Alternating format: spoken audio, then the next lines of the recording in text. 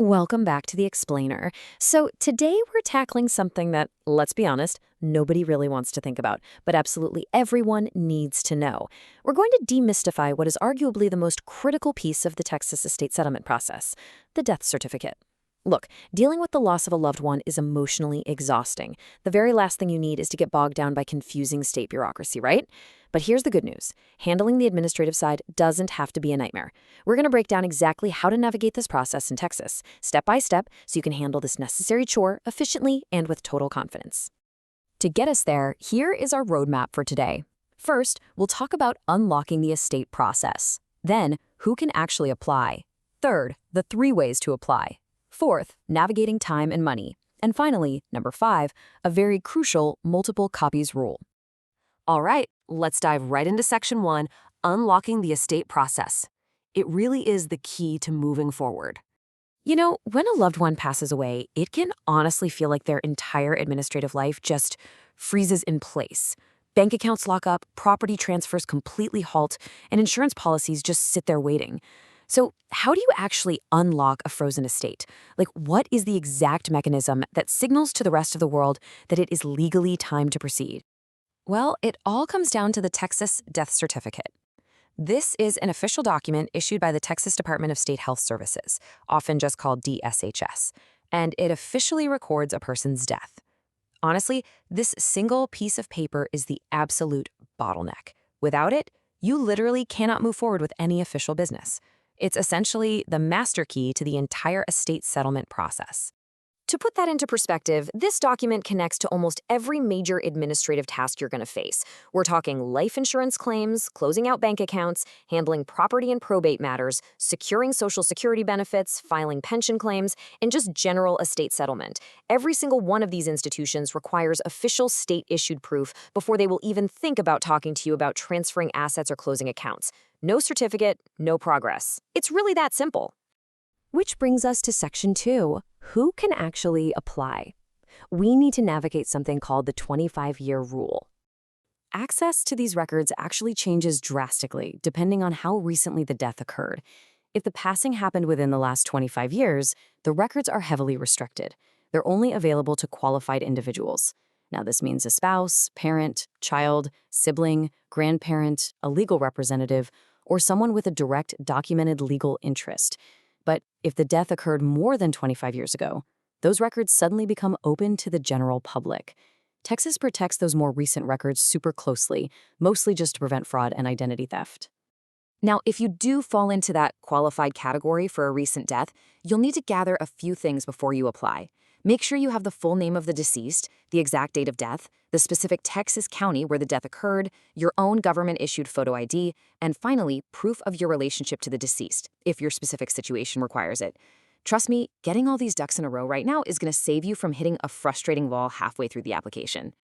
Moving right along to Section 3, 3 ways to apply. It's all about choosing your path. The state actually gives you 3 distinct methods here. First up, you can apply online through the Texas Vital Records website.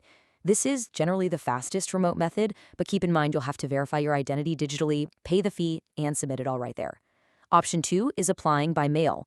For this one, you need to download and fill out a specific document, Form VS-142, the death certificate application. And this is crucial. You absolutely must have it notarized.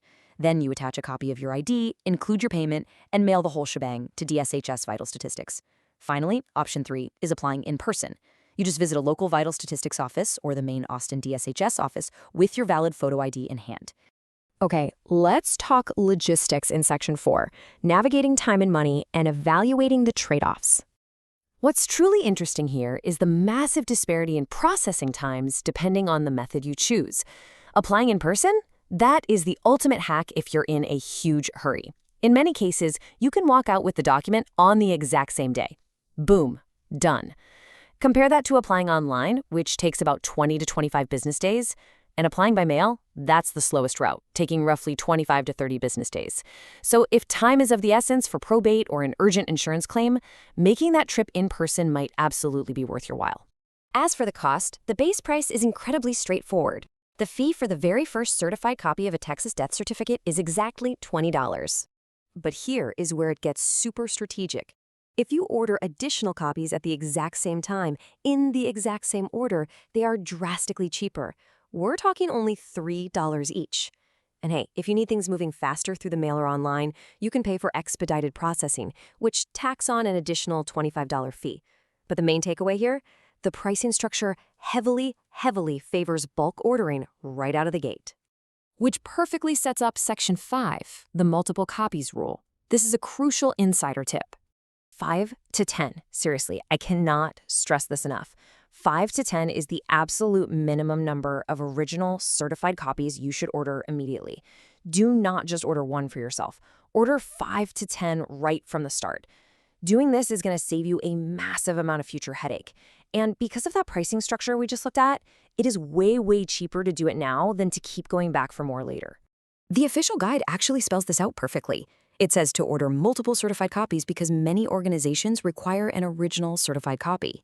You see, you can't simply take your one certified copy down to the local library, make a dozen photocopies, and mail those out. It just doesn't work like that. Banks, life insurance companies, retirement accounts, probate courts, they almost universally require an original certified copy for their permanent files. They want that raised state seal, and they aren't giving it back. If you only order one, you're going to find yourself completely stuck after closing just a single bank account. So, we've covered the what, the who, the how, and that highly strategic why of the Texas death certificate process. It is a strict, structured system, but as we've seen, just knowing the rules changes everything. Which leaves us with one final crucial question for you to think about.